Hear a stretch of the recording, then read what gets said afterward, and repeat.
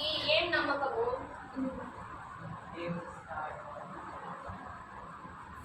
దేవుడు చెప్పాడు నువ్వు వెళ్ళాలి, నీ కొడుకుని చంపాలి, నాకు బలి ఇవ్వాలి అని అన్నాడు కదా. ఏ నమ్మకంతో ఈ ఫుడ్ తీసుకుంటే నాకు ఏమైనా అవుతుందేమో, నాకు అసలు ఆరోగ్యంగా ఉంటానో లేదో అని అట్లా ఆలోచించరు. ఏం ఆలోచిస్తారు? ఈ ఫుడ్ తింటే నాకు మంచిగా ఆరోగ్యం ఉంటుంది అని ఒక ఫెయిత్ ఉంటుంది. ఆ యొక్క నమ్మకంతోనే కదా మీరు ఫుడ్ తింటారు. ఓకే, నేను ఫుడ్ తింటా, నాకు ఆరోగ్యం ఉంటుంది అనే ఒక నమ్మకంతో మీరు తింటారు. ఓకేనా? అలాగే ఇప్పుడు ఈ అబ్రహాము ఏ నమ్మకంతో వెళ్ళింటాడు దేవుడి దగ్గరికి? దేవుడు ఇట్లా చెప్పాడు, నా కొడుకు నేను చంపేయడానికి నేను రెడీ. ఏంటంటే ఆయన ఫెయిత్ ఏంటంటే దేవుడు చనిపోయిన నా కొడుకుని నాకు తిరిగిస్తాడు. ఆయన ఫెయిత్ ఏంటంటే ఇప్పుడు నేను చంపేస్తాను నా కొడుకుని,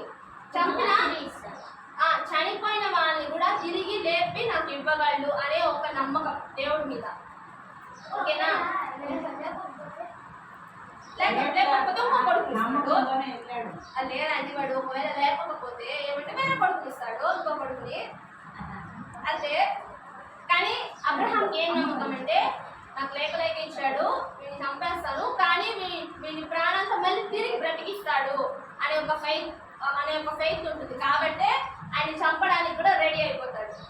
ఓకేనా? మీరు కూడా చాలా డిఫికల్ట్ సిచ్యువేషన్స్ ఉంటాయి. ఓకే, ఇది ఇలా జరుగుతుందా, నా లైఫ్లో ఇట్లా జరుగుతుందా, ఇది జరుగుతుందా లేదా, ఇది అవుతుందా లేదా అని చాలా సిచ్యువేషన్స్లో ఉన్నప్పుడు మీరు దేవుడి వైపు చూడాలి, దేవుడి మీద నమ్మకం ఉంచాలి, దేవుడిని అడగండి. ఒక పాజిటివ్ మైండ్తో ప్రభా ఇక నాకు డిఫికల్ట్ సిచ్యువేషన్స్లో నేను నిన్ను నమ్ముతున్నా, నువ్వే చూసుకో, నువ్వే అని దేవుని నమ్ముకోవాలి. ఓకేనా? ఏ సిచ్యువేషన్లో అయినా. ఓకేనా? ఓకే.